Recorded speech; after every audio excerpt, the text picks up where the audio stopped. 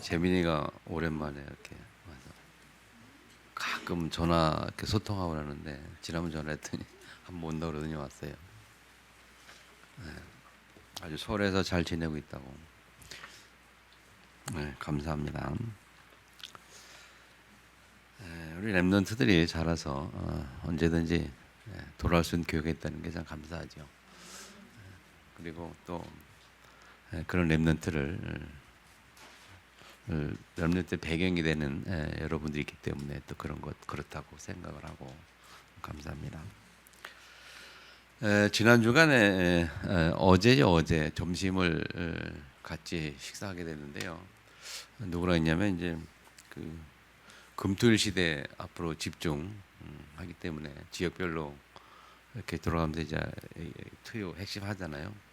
우리 지역은 이제 충북지부 충북지회 해가지고 근데 저 지역에서 이제 금토일 시대 해야 되겠다 해서 그 팀들이 모여서 이렇게 회의를 하는 그런 시간이 있었는데, 근데 그 식당을 어디로 잡았냐면 그 여기 윤천대 보면 이제 청주 본가라고 있어요. 아시면 알겠습니다만 청주 본가가 갈비탕을 잘하는 집이거든요. 근데 그 본가 사장이 저랑 친구예요. 고등학교 동기고 교회를 같이 다녔고 옛날에 같은 교회. 어제 갔는데 한 20분 일찍 가서 일찍 갔는데 주차해놓고 딱 차에 잠깐 있는데 그 주차장에서 왔다 갔다 서성거리 있길래 밖에 나와가지고 이렇게 봤더니 반갑게 인사하더라고요. 그 친구가 고등학교 다닐 때 다니던 그 교회에 그 장로 아버지가 장로고 장로 아들이었고 저는 그 교회에서 고등부 대학부를 열심히 잘 다니고 있을 때에 그 친구는 고등학교 동창이거든. 같은 고등학교 다녔는데 고등부에 한 번도 안 나오고 대학부에도 한 번도 안 나오고 그렇게 신앙생활을 했던 친구였고요. 근데 고등학교 동창이니까 이면서 같은 교회 다니니까 잘 알고 친하게 지냈고 또 대학 가서도 걔는 충북대 법학과 다니고 저는 이제 행정학과 다녔고 대학에서도 같이 공부하다시피 하고 그런 친구였는데 오랜만에 만나서 이제 한 20분 시간이 남으니까 얘기를 이런저런 얘기 막 대화를 하고 그랬거든요. 그 대학을 졸업하고 친구가 국회의원 보좌관을 했었어요. 처음에 대학 졸업하고 법학과 나왔으니까 국회의원 보좌관 하면서 오랫동안 하다가 그걸 그만두면서 일을 시작한 것이 그 청주본가 식당이었어요. 아마 그 국회의원 보좌관 했을 때 그 국회의원이 그 자리를 만들어주고 그거 이렇게 해줘서 했고 그래서 그게 이게 잘 돼가지고 지금까지 돈 많이 벌었죠. 청주 순복음교회 지금도 그 한 달에 11조가 뭐 1,000만 원, 2천만 원이 뭐 그러고 있으니까. 근데 그 친구가 이제 목사니까 이제 이 믿는 사람들이 이렇게 목사만 보면 이렇게 자기가 신앙생활 잘못하면 늘 이렇게 죄송스러운 뭐 그런 마음이 있나 봐요. 그런 것 같아요. 근데 이 친구도 친구이지만 목사니까 아이고 목사님도 뭐 죄송스러워 어쩔 줄 모르는 그런 이유가 뭐냐 자기가 신앙생활 제대로 못하니까 있는 그런 거에 대한 그런 거겠죠. 그러면서 그런 얘기 하더라고요. 그러지만 근래에 올해 들어와서 자기가 한 일을 하나 얘기하는 거예요. 그래서 뭐였는지 그냥 그 교회 이제 그 옛날에 다녔던 교회 친구들이 지금 다시 돌아온 친구들이 있다고 얘기를 하면서 한 친구는 고등학교 선생하다가 저 하동 지방 저 아래쪽에 선생하다가 정년퇴임하고 청주 오면서 그 교회 다시 다니게 되었고 그리고 한 친구는 그 아버지가 장로였는데 한 오래전에 교회가 이렇게 두 개로 분리됐었어요. 그때의 그 장로 중심으로 해서 교회가 나갔었거든요. 분리됐을 때에 그 장로 아들이 이 교회를 다시 돌아온 거예요. 이제 돌아왔다면서. 근데 그 두 친구가 이제 같이 교회 다닌다고 얘기하면서 하더라고요. 그래서 그러면서 하는 말이 남전도회 그 교회에 남전도회 모임을 하면은 모임이 잘 안 된대요. 뭐 코로나 거치면서 교회들이 다 그런가 봐요. 그 남전도회 모이면 안 되는데 뭐 모여봐야 뭐 2명, 3명 모이고 남전도회 여러 개 있는데 안 모인다고. 그래서 자기가 아주 모처럼 만에 죄송스럽고 해가지고 자기가 뭐 했냐면 2달 동안 올해 5월 6월 봄에 2달 동안을 집중해서 남전대원들을 다 찾아다니면서 다 얘기하고 뭐 해서 우리 모이자 해가지고 으쌰으쌰 해가지고 모였는데 나중에 모였는 남전대원들이 막 7, 80명 모인다는 거예요. 그러면서 딱 한번 그렇게 분위기 조성해가지고 이렇게 막 차단해가지고 한번 딱 모여서 모였을 때 7, 80 모였는데 그때 그 두녀도 친구 나온 새로 나온 친구 둘 중에 하나를 야 너 회장해 그러고 너는 총무해. 그리고 또 하나 있는데 걔는 뭐 너는 회계해가지고 3명을 임원으로 세워놓고 자기 뒤에서 이렇게 서포트하고.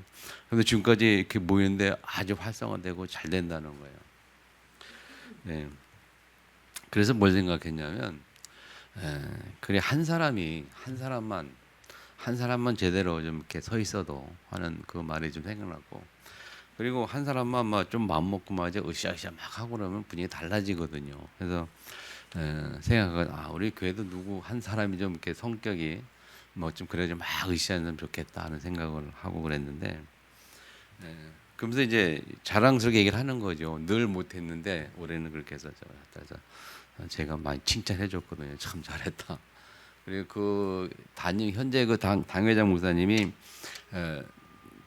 저한테 한 7, 8년인가 7, 8년 후배거든요. 후배가 이제 제가 고등부 거기 부장했을 때에 그 애가 그 친구가 학생이었거든요. 학생. 그때는 이제 대학 다니고 유학 갔다고 그래가지고 거기 당회장으로 후배가 있거든요. 그래서 어린 사람이지만 잘 선별하는 그런 얘기도 하고 목사로서 이제 협식을 하고 그랬는데 참 좋은 시간을 잠깐인데 좋은 시간을 가졌거든요. 그래서 한 사람이 참 중요하다는 생각을 다시 한번 했습니다. 여러분들이 좀 교회를 해서 좀만 마음 먹고 좀만 마음 먹어도 하나님이 할 수 있는 일들을 많이 주시고 생각나게 할 줄 믿습니다. 그리고 교회의 카톡에 우리 윤여정 권사님 교회 카톡에 늘 잘 올리잖아요, 메시지를.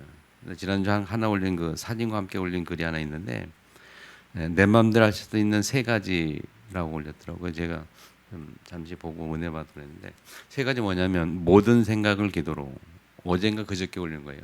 모든 생각을 기도로, 숨 쉬는 것을 기도로, 그리고 다니는 것을 기도로, 그렇게 해가지고 사진과 함께 그랬는데 참 의미 있고, 그래서 잠시 묵상 좀 하고 생각 좀 하고 그랬는데 굉장히 좋은 의미더라고요. 그래서 묵상하면서 제게 적용한 게 뭐냐, 맞아, 모든 생각을 기도로 연결해야 된다.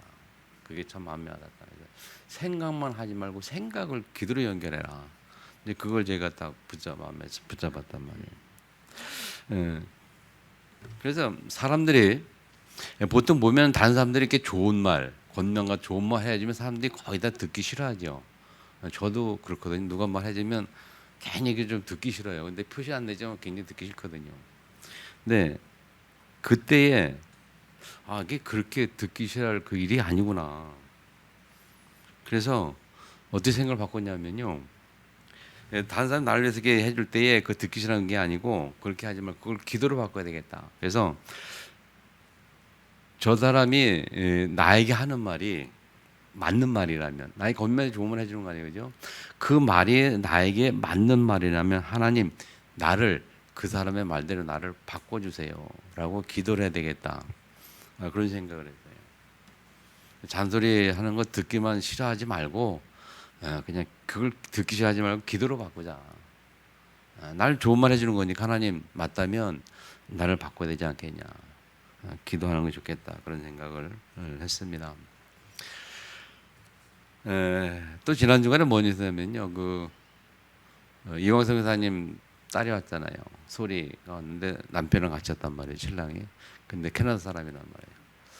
이제 같이 좀 다니고 그랬단 말이에요. 그래서 제가 운전하고 뒤에 타고 같이 다니는데 한 번은 저한테 하는 말이 그래요. 제 목소리가 너무 좋다는 거죠. 뭐가 좋다 했더니 외국의 어떤 그 영화 배우가 있는데 한국 사람이래. 한국 사람인데 영화 배우인데 자기가 참 좋아하는 사람인데 그 사람의 목소리랑 똑같다는 거예요. 그러면서 목소리 좋다고 그러더라고요. 그래서 제가 기분이 좋겠어요, 안 좋겠어요? 그게 좋잖아요. 그래가지고 내 저녁 한턱 낼게 그래요. 저녁도 사주고 그랬거든요. 그러니까 그 한마디 들으면 굉장히 기분 좋잖아요. 근데 저는 전에도 여러 번 그런 말을 들었어요. 이렇게 일을 하다 보면 뭐 그다음에 이제 노예 같은 거 일을 하다 보면 이제 사람 모르는 사람이랑 전화 통화를 많이 하잖아요. 그리고 나서 나중에 만난단 말이에요. 이게 통하다가 나중에 만나면은 그런 말 여러 번 들었어요. 목사님 목소리가 너무 좋아요. 전화 목소리가 너무 좋다는 얘기를 많이 들었는데 그때마다 제가 뭔 생각했냐, 교만해질까봐 기도로 바꾼 거죠. 어떻게 기도를 했냐면, 하나님, 이 다른 사람들이 듣기 좋아하는 이 목소리를 듣고 내가 기분 좋을 것이 아니고, 제가 무슨 기도했냐면, 이 좋은 목소리도 하나님 전도와 선교 목회에 사용되게 하옵소서. 그런 기도를 해요. 예전부터 했거든요. 어쨌든 하고 싶은 말은, 그 칭찬 들으니까 기분 좋잖아요. 그죠? 기분 좋은데 하나님 말씀에 보면 우리를 칭찬하는 말들이 참 많아요. 근데 그 하나님 말씀을 가지고 나를 칭찬하는 그 말씀에 내가 정말 아까 얘기한 것처럼 굉장히 기분 좋아하고 좋아서 막 한턱 낸다고 말할 막 기분 좋은데, 그것처럼 하나님 말씀을 들 때 내가 굉장히 기분 좋아가지고 그 말씀 때문에 기뻐하고 감사하고 쫙 신나야 되는데, 그런 부분이 성도들이 놓치는 부분들이에요. 성경에 뭐라고 합니까? 이스라엘 너는 행복자로다. 그죠? 너와 같이 구원된 백성이 어디 있느냐? 그러면 하나님 우리를 칭찬하는 말 아니에요. 그죠? 넌 행복한 사람이야. 그럼 굉장히 그 말씀들은 굉장히 기분 좋아야 되잖아요. 하나님이 하시는 말씀인데, 창조주 전능자 하시는 말씀인데, 그냥 늘 듣는 말이니까 또 듣는구나. 예수는 그래도 모든 문제, 네 문제 모든 너의 모든 문제 해결했어 라고 말하면 기분이 좋아야 되는데, 모든 문제 해결됐구나, 기분 좋아야 되는데 또 듣는 말이구나, 그러면 안 되죠. 그죠? 그게 우리가 실수하는 부분들이란 말이에요. 오늘도 말씀을 그냥 듣지 말고 기분 좋게 드려야 돼요. 그리고 하나님 말씀이 정말 기분 좋구나, 나를 살리구나, 그래서 좋아가지고 오늘 하나님께 무슨 뭐 감사 뭐 드릴 거 없나, 이렇게 나와야 되죠. 그래서 마음을 담아 성금도 드리고 뭐 봉사하다고 막 이게 나와야 되는 거 아닙니까? 응? 그 말씀 은혜를 못 받으니까. 이 사람의 칭찬도 기분 좋은데 하나님의 칭찬이라고 여러분이 믿으시기 바랍니다. 하나님 우리를 얼마나 칭찬하십니까? 얼마나 우리를 사랑하십니까? 그래, 너는 뷸라라는 단어가 있죠. 그 뷸라는 거 용어 뭐냐면 기쁨이다. 너는 나의 기쁨이라 그랬거든. 우리가 하나님의 기쁨이라는 거예요. 그래서 나 때문에 하나님이 당신의 기쁨을 이기지 못하겠다는 거예요. 그렇게 우리를 기뻐하시고 칭찬하시는 거 아니에요. 얼마나 기분 좋아. 하나님 이렇게 하신대. 근데 하나님 안 믿으면 기분 좋을 리는 없겠죠. 하나님 안 믿는 사람이라면. 여러분이 하나님이 창조주, 절대 주권자, 생사 주권자라고 안 믿어진다면 그 말에 기분 안 좋겠죠. 좋을 리가 없겠죠. 근데 하나님이 정말 창조주, 절대 주권자고 그분이 맞다면, 그분이 그렇게 믿어지고 하나님이 하신 말씀이 맞다면 우리는 당연히 기분 좋아야 되는 거예요. 아멘. 이 생각이 참 중요하다니까요. 오늘 그 복음 깊은 샘 중재 편지에 보면 그 한 사람 이야기가 나오잖아요. 외국의 어떤 화가 이야기가 나오는데 예수님 초상화 그린 사람, 그 그림이 유명하다고 나오잖아요. 근데 그 그림을 그리게 된 배경을 쭉 설명하고 있어요. 무슨 병이 걸려가지고 이제 뭐 3개월밖에 못 산다 그러니까 이제 막 그렇게 하다가 자기 아내가 얘기했다 그러잖아요. 뭐 그렇게 좀 낙집해 있지 말고 3개월에도 하나님 얼마나 시간 줬냐, 이 시간을 우리가 정말 감사하면서 아름답게 만져보자, 뭐 그렇게 막 이렇게 얘기해가지고 사람이 생각이 바뀐 거예요. 여러분, 하나님 말씀 생각을 바꾸는 거거든요. 아멘. 이 아내가 아내 말에 생각이 바뀐 거예요. 그래가지고 그렇다. 그래서 더 이상 원망 불평 싹 접어버리고 안 해버리고 뭐 했어요? 감사하기 시작했어요. 거리를 찾기 시작했어요. 그렇게 하다가 그렇다 내가 자 화가인데 이제 그림 한번 맞으면 낭비잘 해가지고 예수님 얼굴이잘 해가지고 그 감사하는 마음으로 그 마음을 담아서 그림을 그렸잖아요. 그 그림이 그렇게 유명한 그림이 된 거예요. 근데 그림만 그려서 유명이 된 게 아니고 이 사람도 살아났어요. 병이 다 해결됐잖아요. 아멘. 그래서 모든 것을 치유하는 최고의 명예라는 제목을 이렇게 했는데, 여러분 하나님의 말씀 모든 걸 다 치유합니다. 아멘. 하나님은 생사화복의 주권자잖아요. 그 하나님 앞에 감사를 회복하고 하나님 앞에 믿음을 가지면 뭐가 문제 되겠습니까? 그래서 바울은 뭐라고 말합니까? 내게 능력 주신 자라서 내가 모든 것을 할 수 있느니라. 아멘. 믿음을 가지면 그렇게 바뀌어요, 사람이. 그래서 저도 제 자신을 좀 많이 돌아보는데, 예전에는 참 뭐 활동적 있게 뭐 긍정적으로 해서 막 이렇게 막 적극적으로 해가지고 막 동기 어떤 그런 거 가지고 막 일도 막 하고 그랬는데, 이게 그게 잘 안 돼요. 뭐 저보다 나이 많은 사람한테도 미안합니다만은 이 나이가 들어서 몰라도 이게 잘 안 되더라고요. 이제 나이가 드니까 뭐 그런 핑계도 됩니다만은 자꾸 뭘 하려고 해도 자꾸 이제 도전 의식, 용기들이 좀 부족하고, 그래서 몇 년 전부터 그렇게 뭐 좀 해보려고 해도 잘 안 되더라고요. 내가 안 바뀌더라고요. 근데 요즘에 다시 하나님이 좀 생각해 주시는 게 뭐냐면, 옛날 생각도 내가 좀 문제가 있구나. 내 생각 문제 바꿔야 되겠다. 말씀 따라 생각이 바뀌어야 되겠다. 오늘 아침에도 가만히 묵상하고 있는데 그런 생각이 또 드는 거야. 내가 이 말씀을 따라 나부터 생각이 바뀌어야 되지 않겠냐. 그런 생각을 하고 그랬는데, 여러분 우리가 하나님의 자녀입니다. 그리고 복음 가졌거든요. 고린도 1장 18절에 보면 복음은 십자가에 대한 하나님의 능력이라 했잖아요. 그 복음이 우리에게 능력이거든요. 그래서 지금 금방 말씀드린 것처럼 어떤 이 주피삼에 있는 이 사람이나 뭐 그런 게 뭐냐, 그게 복음의 능력이거든요. 또 그 카톡에 글이 하나 올라왔는데요. 제가 한번 그걸 우리 교회 카톡 올리려고 했는데 아직 못 했어요. 한번 올릴 거니까 한번 보세요. 네, 뭐냐면 그 개혁 공부 우리 교단 신문이거든. 신문에 나온 간증이에요. 중기자의 간증에 나왔는데, 인천에 호산대교라고 있거든요. 태대 목사교회. 거기에 20살 된 렘넌트 대학에 입학을 해서 올해 대학 입학해가지고 이제 대학생활하는 렘넌트 하나 있는데, 뭐 봄에 8월 때 아닌 건데 아이들끼리 이렇게 펜션 빌려서 인천 그쪽에 바닷가를 놀러 갔는데 뭐 고기 굽다나 뭐였나 해가지고 뭐 가스 폭발돼 가지고 화상을 입은 거예요. 화상 입어가지고 뭐 전신이 3도 화상, 뭐 일부는 4도 화상 해가지고 심각하게 병원에 갔는데 뭐 난리 났죠. 막 째고. 근데 그 치료가 굉장히 힘들다면서요. 뭐 피부 이수하고 뭐 엄청 힘든데 그 병원 생활 얘기를 써놓은 거예요.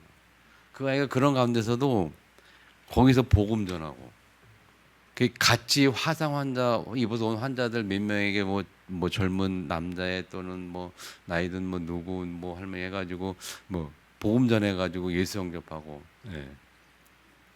그래서 그 간호사나 의사들도 놀란다는 거죠. 이런 환자를 처음 만났다고 뭐 하면서, 그 엄마도 이제 지정생활하다 직장 휴직 깨내버리고 이제 계속 거기 전담하는데, 그렇게 엄마 같이 전다. 그리고 이 아이가 모태에서부터 다윗 듣고 자랐던 아이라 뭐 그러면서 강단 메시지를 붙잡고, 지금 병원에서도 그렇게 그 수술, 이 피부직하는 그 어려운 수술 가운데서도 강단 메시지 붙잡더라는 거예요. 강단이 뭐냐 물어보고 그거 붙잡기도 하고.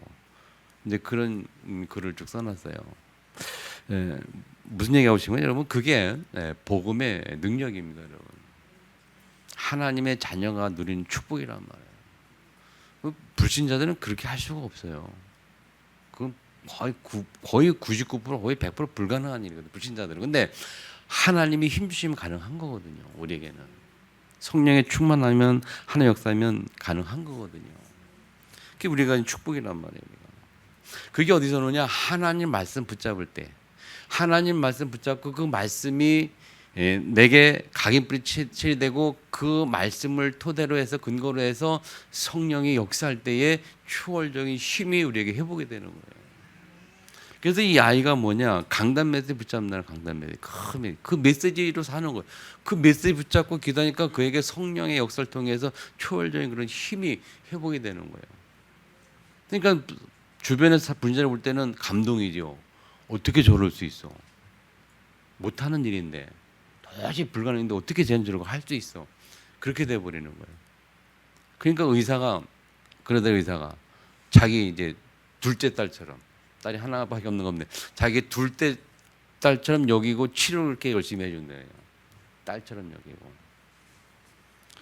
여러분, 이런 것이 우리가 가진 축복입니다. 아멘. 그게 말씀을 통해서 우리에게 회복이 되고 말씀에서 나오는 거거든요. 우리가 오늘 시편 말씀을 보고 있는데요. 시편 전체를 좀 보면서 시편에 대한 가장 핵심 구절이 뭐냐면 시편 23편 1절이에요. 여호와는 나의 목자시니 내가 부족함이 없으리로다. 다윗이 고백한 거잖아요. 그 죽음의 위에 그 굴속에서 그 사울 왕의 그 추적을 피해서 숨어 있을 때에 고백한 거다라고 얘기하고 있잖아요. 가장 어려운 상황에서 다윗 고백하기를 여호와는 나의 목자시니 내게 부족함이 없으리로다. 그가 나를 푸른 초장에 누시며 쉴 만한 물가로 인도하신도다. 사망의 음침한 곳을 다닐지라도 내가 해를 받고 두려워하지 않은 것은 하나님이 나와 함께하심이라. 그런 고백을 한 거예요. 그게 하나님이 다윗에게 주신 복음의 능력이었어요. 그렇다면 그 하나님이 우리에게도 살아계시고 우리도 복음 가지고 하나님의 자녀가 되었고, 그리고 그 살아있는 말씀은 나에게도 살아있는 말씀이란 말이에요. 그럼 나에게도 그런 능력이 있을 수 있는 것이고, 내가 문제를 당하고 어려움과 환난 속에서도 나는 감사하다라고 말할 수 있는 힘이 있다는 거거든요. 그 축복을 가지고 있다는 거거든요. 근데 어려움과 환난 속에서 힘들고 어렵고 거기에 빠져 있는 자체가 이 생명 가진 자의 축복을 몰라서 그래요. 생기 있는 자의 그 말씀의 능력을 몰라서 그래요. 성령을 통해서 우리에게 주시는 이 영적인 힘, 생명의 비밀을 모르니까 거기 같이 이렇게 분자처럼 비슷하게 같이 같은 수준에서 힘들어하고 어려워하고 고통스러워하는 거란 말이에요. 하나님 우리를 그렇게 부르지 아니했습니다. 오늘 말씀 제목이 복 있는 사람인데요. 따라합니다. 나는 복 있는 사람이다. 하나님이 저와 여러분을 복 있는 사람으로 부르셨어요. 아멘. 하나님의 자녀는 복 있는 사람입니다. 이것이 성도의 정체성이에요. 아멘. 나의 정체성이 뭐냐? 복 있는 사람이에요. 뭐라고 보인 사람을 오늘 세 가지 말합니까? 첫 번째, 따르지 아니하며, 거꾸로 얘기했는데 뭐에 따르지 않아요? 악인의 꾀를 따르지 아니하며. 악인이라는 것은 그 주석에 어떻게 설명했냐면요, 악인은 도덕적인 면에서 가치 기준이 제대로 서 있지 못해 자연히 육의 욕정에 치우치는 자, 그렇게 설명했어요. 자, 악인, 불신자라는 뜻이죠. 불신자가 뭡니까, 여러분? 가치 기준이 제대로 서 있지 않는 거예요. 그래서 상식이 안 통하는 사람. 왜 그랬을까요? 왜 그럴까요? 창세기 3장 때문에 그래요. 창세기 3장 이전에 타락이자 하와 하나님의 사람은 그런 것이 없었습니다. 지극히 상식적인 사람이었고 합리적인 사람이었고, 그런데 창세기 3장에 사단의 미혹을 받아서 하나님 떠나면서 사단에 매여 있는 사단의 자녀로 되기 시작하면서 가치 기준이 제대로 서 있지 못해가지고 판단도 바르지 못해요. 우리 주희가 요새 직장의 아이 때문에 좀 고생을 해요. 막 트러블 때문에. 근데 얘기를 쭉 들어보면 불신자거든요. 애가 이해할 수가 없어요. 어떻게 저럴 수 있어? 이해가 안 되는 거예요, 상식으로. 왜 그러냐? 사단에 잡혔기 때문에 그래요. 불신자들은 그렇습니다. 당연한 거예요. 사단에 잡혀 있으니까 생각도 그렇고 마음도 그렇고 사단의 생각, 사단의 마음 잡혀 있으니까 올바른 생각, 상식적인 생각, 합리적인 것들을 못할 수밖에 없어요. 여러 번 얘기했습니다만 여러분 선진국과 후진국의 차이가 뭔지 아세요? 선진국은 복음이 먼저 들어가서 생각 자체가 합리적으로 딱 고정되어 있는 형성되어 있는 거예요. 후진국은 계속 우상 속에 잡혀 있어가지고 그 사단 속에 잡혀가지고 우상만 있어요. 그 생각 자체가 합리적이지 못해요. 후진국 가면 굉장히 답답하고 완전 게 많은 거 있죠. 상식이 안 통하는 참 많아요. 근데 선진국은 안 그래요. 너무 편한 거 상식적이 많은 거예요. 왜? 복음 밑바탕 돼가지고 그렇게 잘 성성돼 왔기 때문에. 이해하십니까 여러분? 이게 악인의 꾀를 따르지 아니하며, 꾀라는 게 뭐냐? 꾀는 이렇게 설명해요. 꾀라고 하는 것은 공공연하게 드러나지 않은 사악함을 가리킨다. 그래서 사악함. 그래서 모든 문제가 어디서 비롯되냐? 모든 문제는 그 사악함 속에서 비롯되는 거예요. 사악함. 이 사악함을 누가 갖고 있느냐? 불신자들이 갖고 있는 거예요. 악인들의 꾀, 악인들의 그 속 자체가, 마음속 자체가 사악한 상태에 있는 거예요. 왜 그럴까요? 사단에게 잡혔기 때문에 그래요. 마음과 생각에. 그래서 좋은 생각 할 수가 없어요. 사악한 생각, 꾀를 부릴 수밖에 없는 거예요. 그런데 우리는 뭡니까? 복 있는 사람은 누구예요? 하는 자녀는 그걸 따라가지 않는 거예요. 다시 말하면 복 있는 사람은 예수 그리스도의 생명이기 때문에 사악함이 없는 사람, 하나님의 형상이 회복된 사람, 아멘. 상식이 회복된 사람. 그래서 얘기하죠. 여러분 믿는 사람이 상식적이지 않다. 아직 사단에 잡혀 있어서 그래요. 예수를 믿고 뭐 생명은 회복했다마는 사단에 아직 잡혀있기 때문에 아직도 사악한 생각, 뭐 이렇게 비상적인 막 합력이지 못한 일들이 많이 있는 거예요. 복음을 정확하게 이해 깨달으면 사람은 변하게 돼 있어요. 상식적인 합력으로 달라지게 됐다니까요. 아멘 안 하시는데 믿으시기 바랍니다. 저는 그렇게 100% 확신이 믿어요. 제가 그렇게 바뀌었거든요. 저는 사람들에게 보면 참 이해할 수 있는 사람이 많아요. 이렇게 비하면 내가 깨달은 복음은 그게 아닌데 어떤 사람은 심지어 목회자가 어떤 사람은 이상한 거예요. 그 복음을 제대로 몰라서 그래요. 복음이 뭡니까? 여러분 창세기 1장 27절 형상 회복한 거 아닙니까? 형상 회복할 때 무슨 말이에요? 사람이 상식적이란 말이에요. 합력이란 말이에요. 모든 사람이 인정할 수밖에 없도록 바뀌는 상태란 말이에요. 여러분 믿으십니까? 에덴 동산의 아담은 책망받을 만한 일들이 있었을까 없었을까요? 에덴 동산 아담은 사람들이 욕할 만한 뭐 그런 것도 있었을까 없었을까요? 전혀 없었습니다. 다시 말하면 완벽한 인간이었어요. 요만한 흠도 없는. 믿죠? 맞죠? 흠없는 사람. 창세기 3장에 하나님 떠나면서 사단에게 잡히면서 문제가 온 거 아닙니까?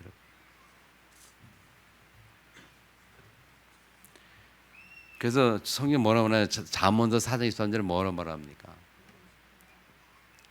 우리 사람에게 있어서 가장 중요한 게 뭐냐? 뭐든 지킬 만한 것 중에 뭘 지키라고요? 내 마음을 지키라. 마음을 지키라. 이 사악한 마음, 사단이 주는 사악한 마음, 사단이 주는 미워하는 이런 마음을 지키라는 거예요. 성경에 철저하게 말하기를. 말씀 지키는 비밀이 뭡니까? 하나님 말씀 묵상하는 거예요. 하나님 말씀 내 마음에 담는 게 내 마음을 지키는 거예요. 하나님 말씀을 따라 내 마음이 이끌림 받는 게, 내 마음을 하나님 말씀에 따라 그 말씀에 담는 것이 마음을 지키는 거예요. 생명의 근원이 거기에 있다. 삶의 힘의 근원이 그 마음에 있다. 그래서 마음을 지키지 못하면 사람은 실패하고 무너지는 겁니다. 사단이 제일 먼저 공격하는 게 마음이잖아요. 상처를 주면서 상처받은 마음 그대로 갖고 있으니까 그 상처받은 마음 때문에 삶이 무너지는 거예요. 그 상처받은 마음을 치료할 수 있는 건 하나님의 말씀밖에 없잖아요. 맞죠? 말씀밖에 없잖아요. 두 번째, 서지 아니하며, 이 죄인들의 길에 서지 아니하며. 죄인이라는 단어는 이렇게 써냈어요. 행동적인 면에 있어서 야비하고 분명한 죄를 지으며 살아가는 자. 그런 죄인들의 길이라는 겁니까? 길이라는 것은 방향이라는 의미잖아요. 방향. 그리고 함께 한다는 의미거든요. 그래서 죄인들의 길에 같이 함께 가지 않는다. 죄인들과 함께 방향을 맞추지 않는다. 그래서 죄인들에게 선다는 말은 죄를 짓는 사람들과 사귀는 것을 의미한다. 그렇게 주석에서 설명해놨어요. 죄인들과 죄 짓는 사람들과 사귀는 것. 그래서 불신자하고 이렇게 어울리지 말라 그런 의미. 불신자 같이 길을 가지 말라, 함께하지 말라 그런 말이잖아요. 그런데 이것은 어떤 공개적인 공적인 어떤 회사에서나 정부적인 조직 단체에서 공적인 일에서까지의 함께하지 말라는 의미는 아니거든요. 다시 또 복음적인 차원에서 함께하지 말라는 의미는 아니거든요. 삶에 있어서 그들과 함께하지 가지 말라는 거예요. 무슨 말인지 알지요? 복음 때문에 그들 살리기 위해서는 또 세상의 유지 차원에서 이제 조직이나 어떤 공공기관이나 이 나라 일 그런 쪽에서는 함께 일할 수 있죠. 해야 되는 거죠. 그러나 우리 실제 삶에 있어서는 불신자들의 그런 삶을 따라가면 안 되는 거죠. 아멘. 죄인들의 길에 서지 아니하며. 자, 세 번째는 오만한 자들의 자리에 앉지 아니하고. 자리라는 것은 뭡니까? 자리라는 것은 위치를 말하죠. 어떤 자리, 위치를 말하는 오만한 자들의 위치, 오만한 자들과 같은 위치에 서지 말라. 오만한 자를 어떻게 설명했냐면요. 종교적인 면에서 거룩하고 진실된 것을 하찮은 농담거리로 여기며 하나님을 모독하는 자를 오만한 자라고 그랬어요. 종교적인 면에서라고 먼저 전제했고, 종교적인 차원에서 진실된 것을, 거룩한 진실된 것을 하찮은 농담거리 여기며 하나님을 모독하는 자. 성경에 딱 기억나는 사람이 있어요. 누가 기억날까요? 소돔과 고모라가 무너지기 전에 소돔과 고모라를 떠나라고 할 때에 안 떠났던 사람들, 롯의 딸들의 누구? 롯의 딸들의 사위들이 이 말씀을 농담처럼 여겼어요. 야, 성을 떠나라. 몇 명 할 거야? 성을 떠나라. 하나님 말씀했는데 이 사이들이 농담처럼 여겼다. 농으로 여기고 떠나지 아니했거든요. 같이 멸망해 죽었잖아요. 오만한 자들, 하나님을 우습게 하는 자들, 하나님의 말씀을 농담으로 여기는 자들, 저주받은 자들이고 망할 자들이란 말이에요. 시편 2절에 보면 쭉 기록하고 시편 2절과 같이 연결되는 말씀이거든요. 2절에 보면 그 오만한 자들에서 쭉 얘기하는 거예요. 우리는 그런 자들과 함께 하지 않아야 됩니다. 자, 앉는다는 것은 그 오만한 자리에 앉지 않을 때 그 앉는다는 것은 아주 절망적인 고집의 단계를 암시하는데 죄악스러운 생활 습관이 완고함으로 굳어져 있는 상태를 가리킨대요. 앉는다는 것은 무슨 말이요? 죄악스러운 생활 습관이 완고함으로 굳어 있는 상태. 자, 우리가 하나님 말씀 떠나면요, 하나님 말씀 떠나면 우리가 이 오만함으로 굳어 있어요.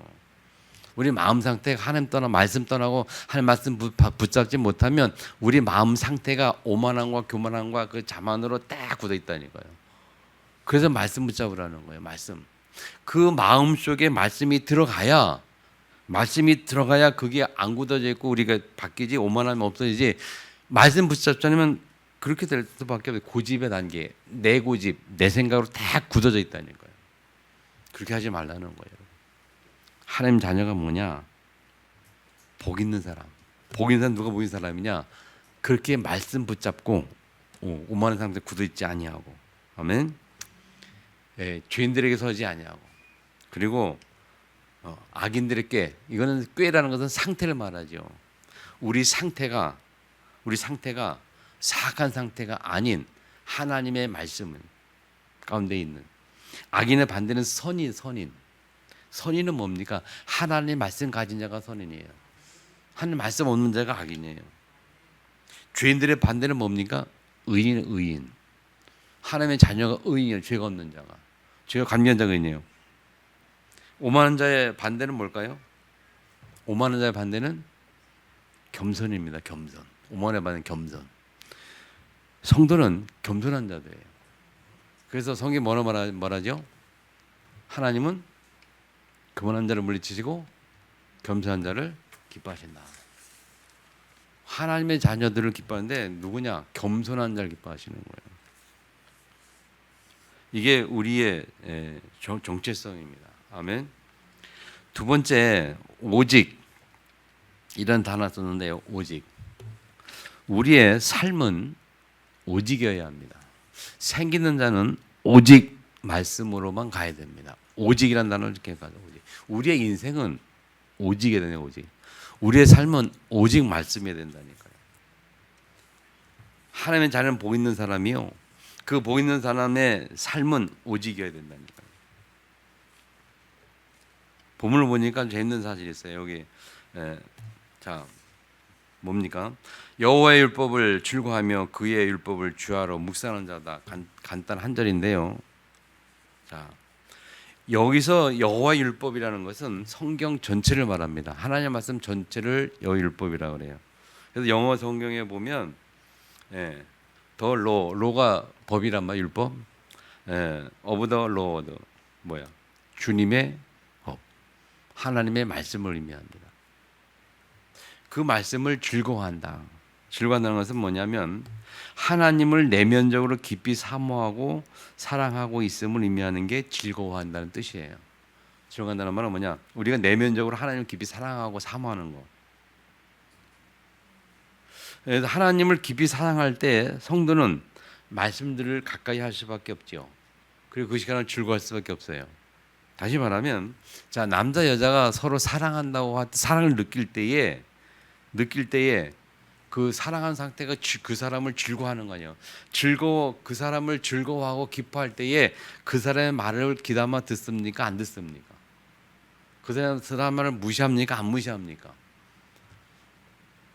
상대방이 말했는데 뭐 어디 여자가 뭐 나는 뭐 좋아해 따고 했는데 남자애가 며칠 지난 다음에 싹 잊어버리고 너 뭐 좋아하지 묻더니 아니면 너 감자 예를 들면 뭐가 맛있는 게 있다 빵이 있다라 너 이 빵 좋아하다가 이 빵 좋아하지 다시 물어본다면 여자가 기분 나쁘겠죠. 왜? 지난번에 말했는데 기억도 못 하고 있거든.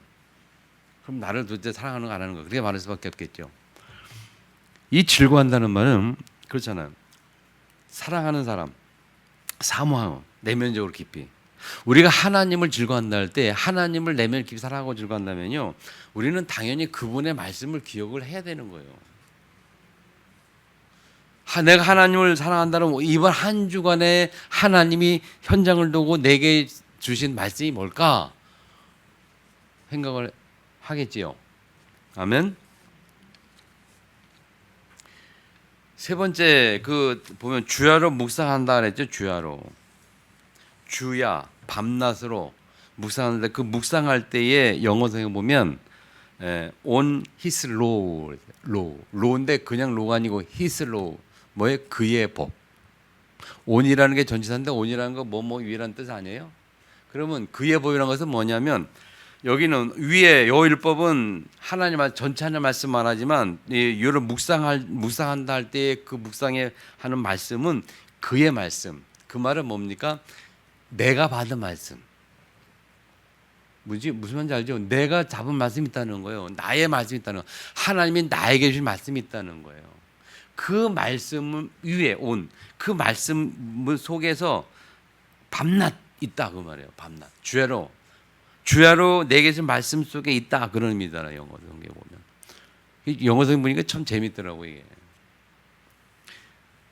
위 앞에 여호와율법은 성경 전체를 말하고 그 성 전체 중에서도 내게 주신 말씀이 있어요. 그 말씀은 그 말씀 가운데 밤낮 그 말씀 속에 있는 거거든요. 묵상한다는 말이에요. 아멘. 그게 복 있는 사람, 하나님 자녀. 그의 삶이란 말이에요. 복 있는 사람의 삶. 하나님 자녀의 삶이 뭐냐? 늘 말씀 속에 있는 게 우리의 삶이에요. 아멘 하나지네. 우리의 삶이 말씀 속에 있기를 축복합니다. 아멘. 그럼 영성을 찾아보다 제 말이 안 나. 제가 가진 영성은 저기 NIV입니다. NIV. NIV가 뭡니까? 인터넷 내셔널 아니요.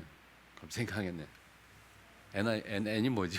기억이 안 나네. 영어성이 여러 가지 있어요. NIV라든지 홀리 바이블이라든지 뭐 킹제임스 바이블 이런 게 있는데 전 세계적으로 제일 널리 쓰는 영어 성경이 NIV입니다. NIV.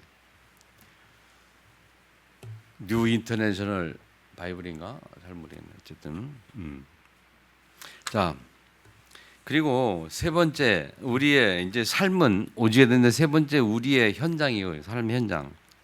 우리의 삶의 현장은 신학가에 심은 나무처럼 신학가에 심은 나무가 나의 현장이에요.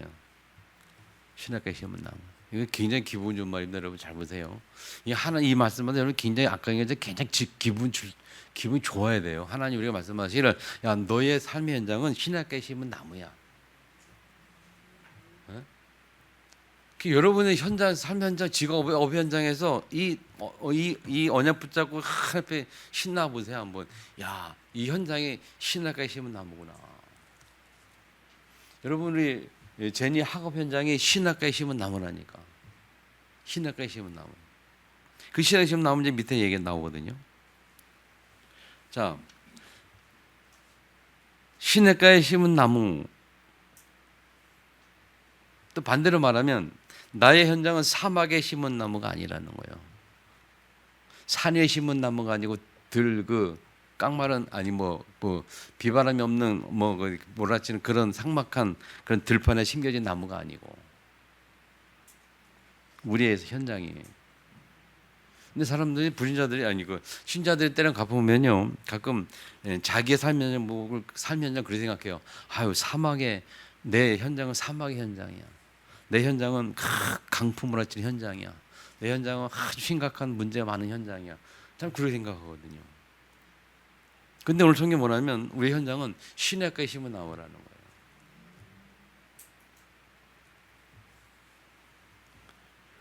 거예요. 나무가 자란 데 있어서 가장 필수가 뭐냐면 수분, 물이거든요. 그래서 신학가에 심은 나무는 어떠한 일기 변화에도 가뭄에도 상관없어요. 물이 충분하기 때문에 늘 잘 자랄 수가 없어요. 하나님의 자녀는 어떤 현장에서도 하나님이 주시는 삶의 능력, 힘의 공급, 힘의 원인, 하나님이 주시는 복음의 힘과 능력을 따라 어떤 현장에서도 잘 자랄 수밖에 없어요. 그게 우리가 받은 축복이라니까. 우리 렘넌트들이 정말 이 복음 속에 딱 뿌리져 있으면 어떤 현장에서도 승리한다. 아멘. 사막에 내놔도 살아남을 수 있다. 그 말이 그 말이에요. 어떤 세상에 사막 현장에 갖다 놔도 렘넌트는 살아남는다. 그게 남은 자라니까요. 왜 그러냐? 신약에 심은 나무이기 때문에 살아남는 거예요. 신약에 심은 나무에 뭐 강풍이 불고 뭐 햇빛 내쬐고 뭐 별 기후가 다 와도 잘 살잖아요. 아멘. 그래서 왜 신약에 심은 나무냐? 세 가지 축복이 뭐냐? 열매를 맺는다. 어떤 환경이 와도 무슨 문제가 있어도 열매를 맺는다. 철을 따라 때를 따라 열매를 맺게 돼 있어요. 아무리 세상 고통 현장이라 할지라도 아무리 우리의 현장이 어려운 현장이라 할지라도 하나님의 시간표를 따라 때를 따라 열매를 맺게 돼 있다니까요. 전도 열매. 아멘. 맺게 돼 있어요. 잎사귀가 마르지 아니함 같으니. 여러분 안 말라요. 삶에 메마르지 않아요. 늘 말씀 속에서 말씀을 통해서 계속 수분을 공급받기 때문에 나무가 수분 공급받는 것처럼 말씀을 늘 공급받기 때문에 마를 수가 없어요. 우리가. 세 번째, 뭐든지 다 형통하다. 뭐든 형통하다. 이 모든 형통하다는 말은 항상 삶이 항상 즐겁고 항상 좋은 일만 있다 그런 말이 아니에요. 실패, 실수, 어려움이 전혀 없다 그런 것을 말하는 것이 아니죠. 무슨 말인가 하면 시냇가에 심은 나무가 가뭄을 겪기도 하고 또는 어려움이 오기도 하고 환란이 오기도 하지만 그러나 물 그런 거 연결되기 때문에 마르지 않고 잘 자라는 것처럼 우리 현장에 실패가 있고 환란이 있고 어려움이 있어도 성도는 하나님과 연결되어 있기 때문에 궁극적으로 잘 자랄 수밖에 없고 로마서 8장 28절 말씀처럼 모든 것이 합력성을 이룰 수밖에 없는 삶이란 말이에요. 우리 현장이에요. 아멘. 그게 형통이에요. 형통. 만사 형통 뭐냐? 모든 만사가 합력하여 선을 이룬다. 어려움이 있어도 문제 있어도 갈지 있어도 합력하여 선을 이룬다. 이 언약 딱 붙잡으면 우리 삶이 신약과의 힘은 나무라니까요. 감사한 거예요. 내 가정의 문제 확 심각해도요, 나는 기뻐해야 돼. 신약과의 힘은 나무. 네. 하나님이 나의 생명의 근원이고 힘. 나의 힘이 하나님부터 오기 때문에 그 하나님께서 나에게 오는 그 힘을 내 가정에 내 현장의 어려움과 문제들이 끊을 수가 없어요. 그래서 로마서 8장 31절 마지막 절 30절 얘기한 것처럼 하나님의 사랑에서 그 어떤 것도 우리를 끊을 수가 없다. 그게 우리 현장이에요. 생명, 생기, 생명. 오늘도 승리하기를 축복합니다. 결론. 시편의 마지막 구절이 뭔지 아세요? 시편의 마지막 구절이 호흡이 있는 자마다 여호와를 찬양할지어다. 시편의 많은 시편이 150편 제일 길어요. 성경 중에 150편인데 그 많은 고백들이 있어요. 많은 기저에서 그 다윗의 시가 73편 정도 되는데 거의 절반은 돼요. 뭐 다윗, 아삽, 모세 많은 사람들이 막 그 고백해요. 그 자기의 신앙 고백이기도 하고 삶의 고백이기도 하고 막 그런 거거든요. 그래서 시편 전체를 보면 인간의 사람은 삶 속에 수많은 많은 이야기들을 다 얘기하고 있는데 그 첫 부분이 뭐냐? 복 있는 삶 시작해가지고 마지막이 뭐냐? 호흡 있는 여호와를 찬양할지어다. 무슨 일이 있어도 또 환경이 있어도 우리는 여호와를 찬양한 자들이다. 결론이에요, 그게. 아멘. 우리의 일평생 하나님을 찬양하는 삶이 되기를 축복합니다. 그 이유가 뭐냐? 복 있는 사람이기 때문에. 세 가지 언약 딱 보세요. 생명, 생기, 생명, 생명, 생기, 생명. 복 있는 사람, 생기는 뭡니까? 오직 말씀. 생명이 뭡니까? 생명은 신약과 심은 나무. 성령의 역사로 말미암아. 아멘. 그래서 일평생 우리가 찬양하는 하나님을 찬양하는 축복을 누리기를 주님을 축원합니다. 연말을 맞이해서 마무리 잘하시도록 축복합니다. 주신 말씀 통해서 같이 한번 기도하겠습니다.